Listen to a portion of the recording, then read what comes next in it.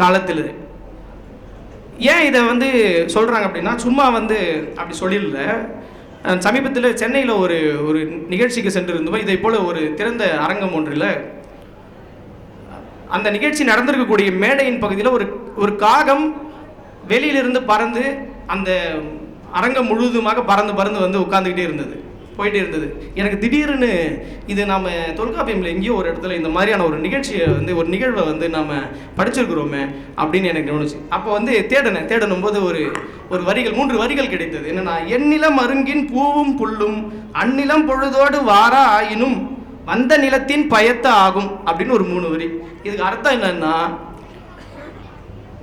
பூவுக்கும் புல்லுக்கும் குறிஞ்சி முல்லை மருதம் நெய்தல் பாலை, இந்த 5 நிலத்தில் 5 திணைகளில் எங்கே வேணும்னாலும் போகிறதுக்கு பவர் இருக்குது, அனுமதி உண்டு.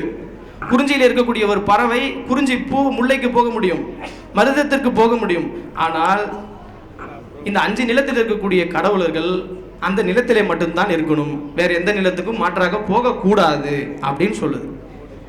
பாருங்க, அப்போ கடவுள் என்பது இங்க இரண்டாவது ஒரு விஷயமாக, அந்த நிலமும் பொழுதும் அதற்கு பிறகுதான் கடவுள் என்கிற விஷயத்தை தொல்காப்பியம் நிறுவுகிறது. இதோடு இல்லை, இன்னொரு ஒரு பாடல் சொல்லுது. குறுந்தொகையில் ஒரு பாடல் என்னன்னா, குறிஞ்சியின் கடவுளான முருகன் கடம்ப மரத்தில் வீற்றிருப்பான்னு நமக்கு எல்லாரும் தெரியும். அதனால தான் முருகனுக்கு பேர் நம்ம கடம்பன் அப்படின்னு நம்ம சொல்றோம். அப்போ ஒரு பாட்டு இருக்கு, மன்ற மராத்த பே எதிர் எமுதிர் கடவுள் கொடியோர் தெருவும் என்ப யாவதும் கொடியரல்லரெங் குன்றுகெழு நாடர் பசை பசந்தன்று நுதலே நெகிழே நெகிழ்ந்தன்று தடமொன்றாலே அப்படின்னு ஒரு பாட்டு. இதுக்கு அர்த்தம் ஒன்றும் இல்லைங்க. தலைவன் தலைவி கிட்ட சொல்றான், இங்க பாருமா, அந்த கடம்ப மரம் இருக்கார்ல, அந்த கடம்ப மரத்தில் தான் முருகன் இருக்காரு. அந்த முருகன் மீது ஆணையாக நான் இங்கே விட்டுட்டு போயிட மாட்டேன், நான் போறேன் அப்படி. அப்போ பாருங்க, முருகருக்கு இடம் கொடுக்கக்கூடிய ஒரு இடமாக அந்த இயற்கை இருக்கிறது, அங்கே மரம் இருக்கக்கூடியதா இருக்குது. இப்படியாக தொல்காப்பியம் நிறுவுது. இது மட்டுமல்ல, சரி ஏன் குறிஞ்சியில மட்டும்தான் நீங்க இப்படி சொல்லுவீங்களா அப்படின்னா, இல்ல, நாங்க குறிஞ்சியில மட்டும் சொல்லல. பெருங்கடல் தெய்வம் சுறாவின் கோடு தெய்வம் அப்படின்னு பட்டினப்பாலையில ஒரு பாட்டு. கிடுகு நிறைத்து எஃகு ஊன்றி நடுகல்லின் அரண் போல நெடுந்தூண்டிலில் கால் சேர்த்திய குறுங்கூரை குடிநாப்பன் நிலவு அடைந்த இருள் போல வளை வணங்கும் மணல் முன்றில் வீழ்ந்த தாழைத்தால் தாழ்ந்த வெண்கூதாளத்து தன்பும் கோதையர் சினை சுரவின் கோடு நட்டு. இந்த வார்த்தை வருது பாருங்க, சினை சுரவின் கோடு நட்டு மனை சேர்த்திய வல் அணங்கினான் மடல் தாழை மலர் மலைந்தும் பிணர்பெண்ணை பிடு மாந்தியும் புன்தலை இரும் பரதவர் பைந்தழை மா மகளிரோடு பாயிரும் பனிக்கடல் வேட்டம் செல்லாது ஓமடிந்து உண்டு ஆடியும். இந்த பாடல் நமக்கு கொஞ்சம் கடினமாக இருக்கும், புரிந்துருது. இதுக்கான அர்த்தம் என்னன்னு பாருங்களேன். இறந்த வீரர்களின் நினைவாக நடப்பட்டிருக்கக்கூடிய நடுகளுக்கு கேடயங்களின் வரிசையா கேடயங்கள் அமைக்கப்பட்டிருக்கும். அந்த பரதவரனுடைய இருப்பிடம் வெண்டாலியின் குளிர்ச்சியான மலர்களால் மாலையை அணிந்து கொண்டு பனை மரத்திலிருந்து கல்லை இறக்கி குடித்து சினையான சுறாமீனின் கொம்பை நட்டு தெய்வமாக வழங்கிடுகிறார். வருணனை வணங்கிடுறாங்க. பட்டியல பாடலில் இப்படியான ஒரு பாடல் சொல்லப்படுது. அடுத்து பெருங்கடல் தெய்வம். ஏன் பெருங்கடலை போய் தெய்வம்னு சொல்றானே, ஏன் வருணனை சொல்லாம பெருங்கடலை தெய்வம் முன்னாடி நிறுத்தணும்? வருணனுக்கு முன்னாடி ஏன் பெருங்கடலை ஏன் தெய்வமா நிறுத்தணும் அப்படின்னு கேள்வி வரும்பொழுது அங்கே ஒரு பாடல் இருக்கு. பெருங்கடல் தெய்வம் நீர் நோக்கி தெளித்து என் திரிந்திழைமென் தோல் மணந்தவன் செய்த அருந்துயர் நீக்குவேன் போல் மண் பொருந்துபு அப்படின்னு கலித்தொகையில் ஒரு பாடல். அதுக்கு அர்த்தம், பெருங்கடலில் இருக்கும் நீர் தெய்வத்தை நோக்கி, நல்லா பாருங்க, பெருங்கடலிலே இருக்கக்கூடிய நீர் தெய்வத்தை நோக்கி உன்னை பிரிய மாட்டேன் என்று சூளுரைத்து தோலை தழுவியவன் இப்பொழுது என்னை விட்டு விலகி இருப்பதால் நேர்ந்திருக்கும் என் துன்பத்தை போக்கிக் கொள்ள விரும்புகிறேன் அப்படின்னு பெருங்கடலை கூப்பிடுறாங்க. சுறாவினுடைய கொம்பை கடவுளுக்கு முன்பாக அழைக்கிறார்கள், முருகனுக்கு முன்பாக கடம்ப மரத்தை அழைக்கிறார்கள். இப்படியான ஒரு அடர்த்தியான ஒரு மொழி, இயற்கையிலேயே சூழலியலை வைத்திருக்கக்கூடிய ஒரு மொழியாக தமிழ் மொழி இருக்கிறது. இரண்டாவது கேள்விக்கான பதில் இது. முதல் கேள்வி சூழலியல் மொழியா தமிழ்னு கேட்டோம். ரெண்டாவது அது கடவுளின் மொழியா சூழலியல் மொழியான், இரண்டுமே ரெண்டுக்குமான பதில் கொடுக்கப்பட்டிருக்கு. அதற்கு உதவிக்கு அழைத்தது தொல்காப்பியரை. மூன்றாவது, சூழல் அழிந்தால் மொழி அழியுமா, சூழல் அழிந்தால் மொழி அழியுமா அப்படிங்கிற கேள்வி. கண்டிப்பா அழிஞ்சு போகும். சூழலியலில் ஒரு உயிரினம் அழிந்தால் அதனை சார்ந்த அதனுடைய கலை சொற்கள் அழிந்து போகும். ஒரு எடுத்துக்காட்டு உங்களுக்கு சொல்லலாம். ஒருவேளை நாளைக்கு யானை இனம் அழிந்து போகிறதுன்னு வச்சுக்கோங்க. அதனை சார்ந்த கலை சொற்கள் கொஞ்சம் கொஞ்சமாக கொஞ்சம் கொஞ்சமாக காலம் போக போக அந்த சொல் மறந்து போகும். இப்போவே ஆல்ரெடி பார்த்தீங்கன்னா நம்ம ஊர்ப்புறங்களில், நம்ம கோயில்களில், பழைய இடிபாடுகள் கட்டிடங்கள் இருக்கக்கூடிய கூகை என்று சொல்லக்கூடிய ஒரு ஆந்தையினுடைய பெயர் நாம் மறந்து விட்டோம். ஆனால் பாருங்க, திருவள்ளுவர் திணை மரபை பின்பற்றியவர். அதனால் சொல்வார், அவருடைய பகல் வெல்லும் காக்கை அப்படிங்கிற ஒரு குறள் உண்டு, அதுல கூகையை பற்றி சொல்லியிருப்பார். இப்படி ஒரு உயிரினம் அழிந்து போனால் அந்த உயிரினத்தையோடு சார்ந்த கலை சொற்களும் அழிந்து போகும் அப்படின்றதுக்கான தரவுகள் நாம இன்னைக்கு நம்ம லைவ்ல பார்க்கிறோம். அடுத்து கலை சொற்களை அழிஞ்சு போவதன் காரணமாகத்தான் நமக்கு வார்த்தைகளினுடைய பஞ்சம் ஏற்படுது. நம் வார்த்தைகளை போய் தேட வேண்டியதா இருக்கு. 20 ஆண்டுகளுக்கு முன்னாடி இருந்தக்கூடிய வார்த்தைகளை நாம் போய் அகராதிகள் போய் தேட வேண்டியிருக்கு. இந்த வார்த்தைக்கான அர்த்தம் என்ன தேட வேண்டியது இருக்கு. அப்போ சூழலும் இந்த மொழிக்கும் ஒரு மிக நெருங்கிய தொடர்பு உண்டு என்பதைத்தான் இங்கே நான் சொல்ல விடுகிறேன். இயற்கை பண்பாட்டில் உள்ள சொற்களை மத பண்பாட்டு சொற்களாக அதற்குள் கடவுள் தன்மையை புகுத்துவது, இப்படியும் ஒரு மொழியை அழிக்க முடியும். இயற்கையில இருக்கக்கூடிய ஒரு சொல்ல நீங்க அதை ஒரு புது ஏதாவது ஒரு மொழியிலிருந்து கொண்டு வந்து அதுக்கு மேல ஒரு கடவுள் தன்மையை புகுத்தி அந்த மொழியினுடைய தன்மையை நீர்த்து போக செய்து கொஞ்சம் கொஞ்சமாக அந்த மொழியை காலி செய்வது, இப்படி நாம இந்த மொழியின் மீதாக தாக்கம் இப்படியாக செய்து கொண்டிருக்கிறோம். அதுல முக்கியமா இந்த காலத்தில் இருக்கக்கூடிய, இப்போ தற்காலத்தில் இருக்கக்கூடிய திரைப்படங்களாக இருக்கட்டும், எழுத்தாளர்களாக இருக்கட்டும், இவர்கள், நான் இதை ஒரு குறையாக சொல்லல, ஆனா பெருங்கவிஞர்கள் இருந்த ஒரு நிலம் இது, தமிழ் நிலம் இது. இந்த நிலத்திலே ஒரு தான் பார்த்த விலங்குக்கும் பறவைக்கும் பூவிற்கும் எல்லாவற்றிற்கும் ஒரு பெயர் வைத்து அந்த விலங்கினுடைய பூவினுடைய அந்த பறவையினுடைய தன்மையை சொல்லிய தமிழ் நிலத்து பாணன், தமிழ் நிலத்துக்கு கவிஞர்கள் இருக்கிறார்கள் இப்பொழுதும். ஆனால் இன்றைய காலகட்டத்தில் நிறைய எழுத்தாளர்கள் மத்தியில் நூல் வாசிக்கும் பொழுது அப்படி போற போக்கில் அப்படி சொல்லிடுறாங்க, என்னன்னா அங்கே ஒரு பறவை பார்த்தேன், ஏன் அந்த பறவைக்கு பேர் இல்லையா? அங்கு ஒரு விலங்கு பார்த்தேன். நாம் இந்த நிலத்தில் தானே எழுதுறோம், நாம் தமிழ் நிலத்தில் பிறந்தவர்கள் தானே. அந்த தமிழ் நிலத்தில் நீங்கள் பார்த்தது எப்படியாக இருந்தது, அதன் பெயர் என்ன என்று எழுத வேண்டிய கட்டாயமும் அவசியமும் நமக்கு இல்லையா? அதை ஒரு எழுத்தாளனோ ஒரு கவிஞனோ தானே செய்ய வேண்டும். சமீபத்தில் ஒரு சில ஆண்டுகளுக்கு முன்னாடி ஒரு படம் இருந்தது. அந்த படத்தில் நான் என்னுடைய குருவாக நினைக்கக்கூடிய, நான் ஒரு ஆங்கிலத்துறை மாணவன், எனக்கும் இந்த அறிவியலுக்கும் இந்த பறவையலுக்கும் என்ன சம்பந்தம்? ஆனால் ஒருவருடைய ரேடியோ பேச்சு, அவர் பேசிய ஒரு பேச்சில் ஒரு வரி எனக்கு தலையில் அடிச்சுட்டு போன மாதிரி இருந்தது. You don't need to be a trained zoologist to enjoy birds அப்படின்னு சாலிம் அலி ஒரு வார்த்தையை சொல்லியிருப்பார் அவருடைய பேச்சில். அப்போ நான் எனக்கு தோணுச்சு, அப்போ நாம் பெரிய இது படிச்சுட்டு தான் இதை பண்ணணும்னு அவசியம் இல்லை, இதை நாம் அறிந்து கொண்டு புரிந்து கொண்டு இதில் நாம் எக்ஸ்பர்ட்டாகவும் மாறலாம்னு எனக்கு விதைச்சவர் சாலிம் அலி. அவரை ஒரு படத்தில் ஒரு அறிவியல் தன்மையோ அல்லது ஒரு சூழலியல் பற்றிய புரிதலோ இல்லாத ஒரு இயக்குனர் ஒரு படத்தை எடுத்து வைத்திருந்தார். அந்த படத்தை நாம் ஆக ஓகோ என்று கொண்டாடினோம், அதையெல்லாம் ஒரு புறம்.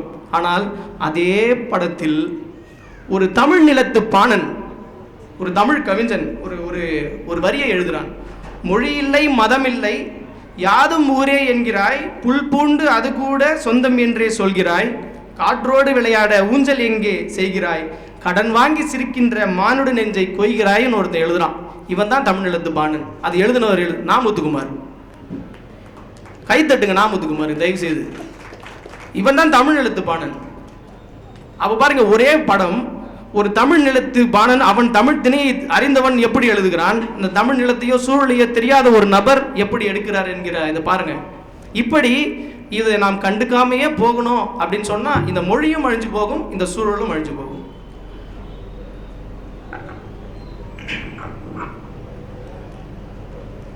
சில ஆண்டுகளாகவே தமிழ் நிலத்தின் மீது சமஸ்கிருதத்தினுடைய தாக்கம் ரொம்ப அதிகம். பொதுவாகவே உங்களுக்கு தெரியும், இந்த அறிவியல் படித்தவர்களுக்கு தெரியும், ஒரு விலங்கினுடைய அறிவியல் பெயரை கால் லினேயஸ் லத்தீன் மொழியில் தான் வைக்கணும் அப்படின்னு சொல்லி நிறுவியிருக்கிறார். அதை தற்போது பார்த்தீங்க அப்படின்னு சொன்னால் சமஸ்கிருத மொழியில் வைக்கிறாங்க. சமீபத்தில் இந்த மலையாளத்தில், அந்த கேரளாவில் 2 புதிய வகையான தவளைகள் பார்த்துருக்குறாங்க. இந்த பார்த்தவங்க அது முன்னமே இருந்த ஒரு பிரிவிலிருந்து இது ஒரு புது வகையானது, அதற்கு பேர் வைக்க வேண்டும் என்று சொல்கிறாங்க. அதனுடைய மூக்கு நீல நிறத்தில் இருக்கிறது. நீல நிறத்திலே இருக்கக்கூடிய ஒரு தவளை. அதற்கு என்ன பண்ணுவாங்க, எப்பவுமே ஒரு பேரினம் சிற்றினம் குறிக்கும் பொழுது ஒரு இனத்தினுடைய பேரினம் எங்கிருந்து அந்த உயிரினம் தோன்றுச்சோ அதையும், இரண்டாவதாக சிற்றினத்தை அது எந்த இடத்திலோ இல்லை எந்த ஒரு சிறப்பு வகை இருக்கிறதோ அதை குறித்து சொல்லுவாங்க லத்தீன் மொழியில். ஆனால் அதை இப்போது சமஸ்கிருதத்திலே சொல்லிட்டு இருக்கிறாங்க. ஏன் அந்த கேரளாவில் கண்டுபிடிச்ச அந்த தவளை மலையாளத்தில் அந்த பேரை வச்சா கோச்சிக்குமா? இங்கே பேங்க் மைனான்னு ஒரு பறவை இருக்குது, நீங்கள் போய் கூகுள் பண்ணி பாருங்கள் பேங்க் மைனான்னு. அந்த பேங்க் மைனாவுடைய அறிவியல் பேரில் செஞ்சின்னு பேர் இருக்கும், ஜிஞ்சனஸ்ன்னு இருக்கும். ரெண்டாவதுல மைனேசஸ் ஜிஞ்சனஸ்ன்னு இருக்கும். அது செஞ்சி பகுதியில் அதிகமாக பார்க்கப்பட்டது, அந்த பகுதியில் அதிகமாக ஆய்வு செய்யப்பட்டது. அதனால் அந்த நிலத்தினுடைய பெயரை பின்னால் சேர்த்திருக்கிறார்கள். ஏன் இந்த முறையை ஏன் மாற்றணும்? ஆக மொழியின் மீதும் இந்த சூழலின் மீதும் மறைமுகமாக நேரடியாக தாக்குதல்கள் என்பது ஏற்பட்டு கொண்டே இருக்கிறது. ஆனால் பாருங்கள், தமிழ் ஒரு மொழி உயிரி. அந்த மொழி உயிரி தன்னை தகவமைத்து கொண்டே இருக்கிறது. எத்தனை மொழிகளுடைய கலப்புகள் வந்தாலும், எத்தனை மொழிகளுடைய ஆதிக்கம் வந்தாலும், ஒரு மொழி உயிரியாக ஒரு உயிரி எப்படி தன்னை தகவமைத்து கொண்டே இருக்கிறதோ அதை போல இந்த தமிழ் மொழி தகவமைத்து கொண்டே இருக்கிறது என்பதுதான் இங்கே நாம் சொல்ல வேண்டிய கட்டாயத்தில் இருக்கிறோம். மொழி அழிந்தால் சூழல் அழியும், சூழல் அழிந்தால் மொழி அழியும் என்பதை நாம் உணர்ந்துக்கணும். அதே போல கிட்டத்தட்ட 3 லட்சம் கலை சொற்களை, புதியதான கலை சொற்களை உருவாக்கி வைத்திருக்கிறார்கள். இந்த கலை சொற்களை நாம் அன்றாட வாழ்க்கையில பயன்படுத்தணும். அது இந்த தமிழ் சார்ந்த அறிஞர்களிடத்திலே கேட்கக்கூடிய ஒரு கேள்வி அல்லது ஒரு பரிந்துரை. நக்கீரன் தோழர் அவருடைய புத்தகத்தில் எழுதியிருப்பார், இந்த தந்தூரி சிக்கன் அப்படின்னு கடையில் போய் நின்று அதுக்கு தமிழில் என்ன பேர் வைக்கிறது அப்படின்னு எனக்கு ஒரு சந்தேகம் வந்தது. நான் போயிட்டு நின்றுட்டு இது எப்படி தமிழில் கேட்குறதுன்னு தெரியலையே, தந்தூரி சிக்கன் கொடுங்கன்னு நான் போய் இங்கிலீஷில் கேட்குறதுக்கு எனக்கு ஒரு மாதிரி இருக்குது அப்படின்னு. அருகில் வந்த ஒரு பெண்மணி, ஒரு சுடு கோழியே கொடுங்க, சுட்ட கோழியே கொடுங்க அப்படின்னு கேட்டாங்க. பாருங்க எவ்வளோ எளிமையாக இருக்கு பாருங்களேன். அந்த வார்த்தையை பிடிச்சிக்கிச்சு, அவ்வளோதான். அப்போ நான் அதை படித்ததுக்கு பிறகு நான் கடைக்கு சென்றால் ஒரு சுட்ட கோழி கொடுப்பா, ஒரு 1/4 பங்கு சுட்ட கோழியை கொடு, 1/2 பங்கு சுட்ட கோழியை கொடுன்னு கேட்க. இதை போல எளிமைப்படுத்தப்பட்ட சொற்களை தமிழ் அறிஞர்கள் அறிமுகம் செய்ய வேண்டும். அறிவியலாளர்களோடு சேர்ந்து அந்த அறிவியலும் வேண்டும், அந்த தமிழிலே ஒரு புதுமையும் வேண்டும் என்கிறவாறு இணைந்து செயல்பட்டால் பல விஷயங்களை நாம் முன்னோக்கி கொண்டு செல்ல முடியும் என்பதுதான் இந்த நேரத்தில் சொல்லிக்கொள்ள வேண்டிய விஷயம். இது 3வது கேள்வி. 3வது கேள்விக்கான பதில் என்பது முடிந்தது. ஆக இந்த 3 கேள்விகள், தமிழ் ஒரு சூழலியல் மொழியா, தமிழ் ஒரு கடவுளின் மொழியா அல்லது சூழலியல் மொழியா? அடுத்து 3வது கேள்வியாக சூழல் அழிந்தால் மொழி அழியுமா என்கிற இந்த 3 கேள்விகளுக்காக நான் சில தரவுகளை மட்டும் உங்கள் முன்னே வைத்திருக்கிறேன். சற்று சிந்தித்து பாருங்கள். நாம் எப்படியான நிலத்துக்காரர்கள், எப்படியான ஒரு சூழலியல் தன்மையிலிருந்து நாம் வந்திருக்கிறோம் என்று யோசித்து பாருங்கள். நம்மளுடைய வரலாறு என்ன, நாம் இன்றைக்கு எப்படியாக இருக்கிறோம்? சூழலியல் பற்றிய எவனாவது ஏதாவது சொன்னாங்கன்னா, இந்த சூழலியல் பேசுகிறவங்களுக்கு தான்ப்பா வேலை. சும்மா ஏதாவது இது பண்ணால் பிளாஸ்டிக் யூஸ் பண்ணால் இதாகிடும், அது யூஸ் பண்ணால் இதாகிடும், அது பண்ணியா இது பண்ணியா அப்படின்னு. இது சூழலியல் மீது நடக்கக்கூடிய அரசியல் என்பது நாம் நினைத்து கூட பார்க்க முடியாத அளவிற்கு மிக மோசமானதாக உள்ளது என்பதை நாம் எப்பொழுது அறிய போகிறோம்? ஒரு ஆப்பிரிக்காவுடைய பழமொழி உண்டல்ல, இந்த நிலம் என்பது நமக்கானதல்ல, நம்மளுடைய அடுத்து வரக்கூடிய சந்ததியினரிடமிருந்து வாங்கிய கடன். நாம் வாங்கிய கடனை நாம் எப்படி வாங்கினோமோ அந்த கடனை அப்படியே திருப்பி செலுத்த வேண்டும். அதை நாம் அழித்து அவர்களுக்கு ஒன்றுமே இல்லாமல் செய்த சரி 100 வருஷத்துக்கு அப்புறம் நடக்க போகிறத ஏன்பா இப்போ பேசி எங்களுடைய நிம்மதி ஏன்பா கெடுக்கிற அப்படின்னு கோச்சிக்கிறாங்க சூழலியல் பேசினா. அதனாலேயே பொது வெளியிலேயே சூழலியல் என்பதை பேசினாலே ஒரு தீண்டத்தகாதவன் போல எடுத்துக்கொள்கிறார்கள். ஆனால் நாம் யோசிக்க வேண்டிய ஒரு இடத்திலே நாம் இருக்கிறோம். நான் ஒரு பறவை பின்னாடி சுற்றி கொண்டிருப்பான் என்பதால் அந்த பறவைகளினால் எனக்கு சூழலியல் என்பது சற்று பிடிபட்டது. நான் சுற்றி கொண்டே இருக்கிறேன், சூழலியலை நான் புரிந்து கொண்டே இருக்கிறேன். அது இந்த என்னுடைய வாழ்நாள் முழுதும் புரிந்து கொள்ள முடியாத ஒன்று. ஆனால் அதில் எந்த அளவுக்கு நாம் சரிவர அதை பயன்படுத்தினோம், அதை அழித்தோம் என்கிறது தான் இங்கே இருக்கக்கூடிய கேள்வி. நீங்களும் அந்த கேள்வியை உங்களுக்குள்ளாக கேட்டுக்கொள்ள வேண்டும் என்று இந்த நேரத்தில் கேட்டுக்கொண்டு வாய்ப்புக்கு நன்றி கூறி விடைபெறுகிறேன். நன்றி, வணக்கம்.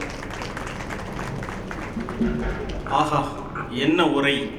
ஏனென்று சொல்லுகிறேன் என்று சொன்னால், இந்த உரை ஒரு ஆய்வு கட்டுரையினுடைய உரையாக இருந்தது. இந்த ஆய்வு வெளிவர வேண்டும், பல இதழ்களில் வெளிவந்தால்தான் தமிழின் சூழலிலும் புள்ளினங்கள் குறித்தான ஒரு விழிப்புணர்வு ஏற்படும் என்கிற செய்தியை மிக அழகாக சொன்ன சிறகன் அவர்களுக்கு நெஞ்சார்ந்த வாழ்த்துக்களை உங்களுடைய பலத்த கைதட்டல்கள் மூலமாக வழங்குமாறு கேட்டுக்கொண்டு, சிறப்பு விருந்தினர்களை சிறப்பு செய்கிற நிகழ்வு திருவண்ணாமலை மாவட்டத்தில் நடைபெறும் புத்தக திருவிழாவில் மாண்புமிகு பொதுப்பணித்துறை மற்றும் நெடுஞ்சாலைத்துறை அமைச்சர் அவர்களின் சார்பாகவும் மாவட்ட ஆட்சித்தலைவர் அவர்களின் சார்பாகவும் இன்றைக்கு வருகை புரிந்திருக்கக்கூடிய சிறப்பு விருந்தினர் மாநில திட்டக்குழு துணைத் தலைவர் அவர்களுக்கு இப்பொழுது நினைவு பரிசினை புத்தகத்தையும் நம்முடைய சார் டிசி அதாவது பயிற்சி ஆட்சியர் திரு முருகன் ஐயா அவர்கள் கரங்களால் அவருக்கு வழங்கி சிறப்பு செய்கிறார்கள்.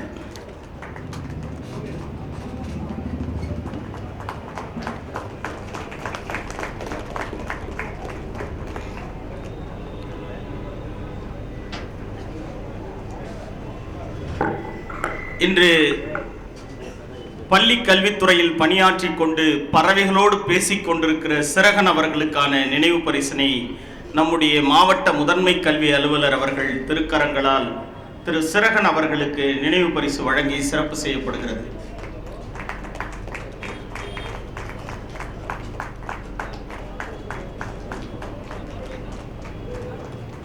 இன்றைய நிகழ்ச்சியில் வரவேற்புரை ஆற்றிய மரியாதைக்குரிய நம்முடைய ஐயா முருகன் அவர்களுக்கு இந்த நூல் பரிசினை நம்முடைய மாவட்ட நூலக அலுவலர் ஐயா அம்மா அவர்கள் வழங்கி சிறப்பு செய்கிறார்கள். இன்றைய நிகழ்ச்சியில் தலைமை ஏற்ற முதன்மை கல்வி அலுவலர் ஐயா அவர்களுக்கு நம்முடைய வட்டாட்சியர் திருவண்ணாமலை ஐயா அவர்கள் நினைவு பரிசு வழங்கி சிறப்பு செய்கிறார்கள்.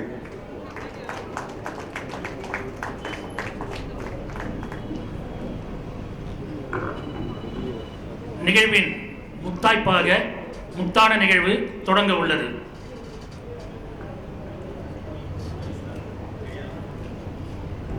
இடைவெளிக்கு மன்னிக்கும்.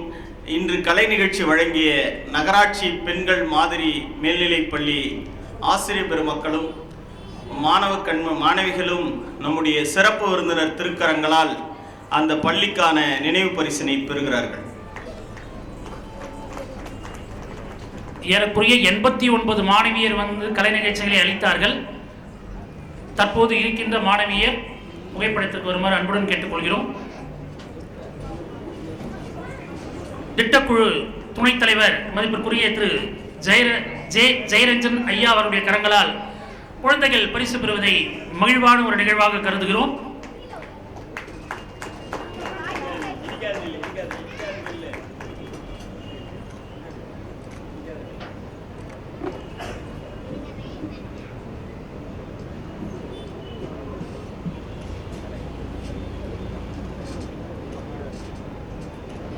நன்றி.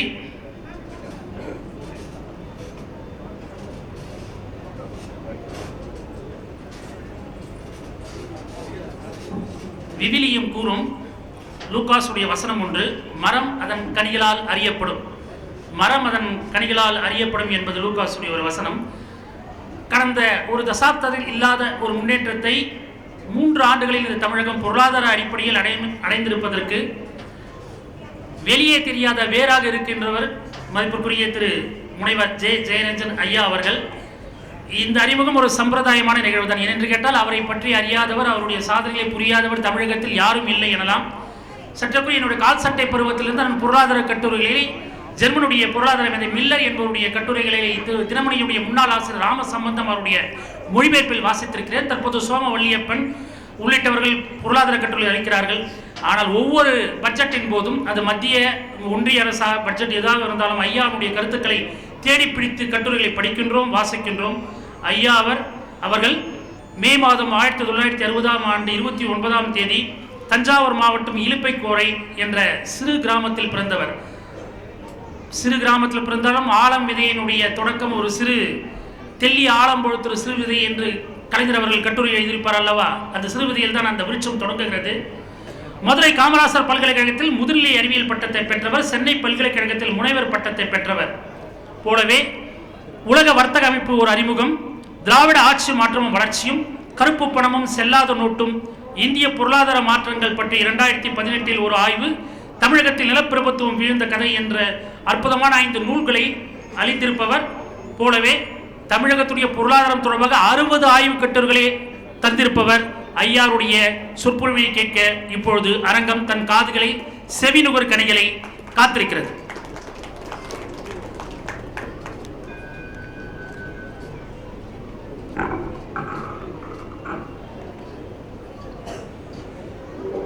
திருவண்ணாமலை புத்தக திருவிழா 2025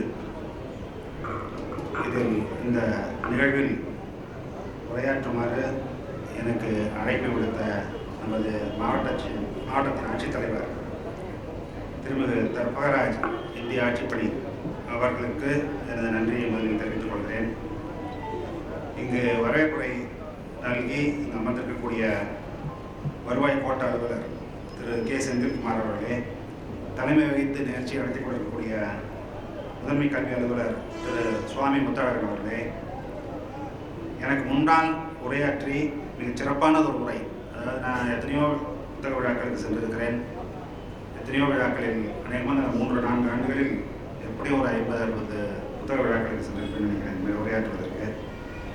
இன்றைக்கு தான் முதல் முறையாக இந்த மாதிரி சூழலியல் குறித்து ஒரு ஆய்வு. எனக்கு சூழலியல் பற்றிலாம் ரொம்ப தெரியாது. அதுவும் ஆர்னித்தாலஜினா அதுவும் தெரியாது, பயாலஜி ஜுவாலஜி அதுவும் தெரியாது.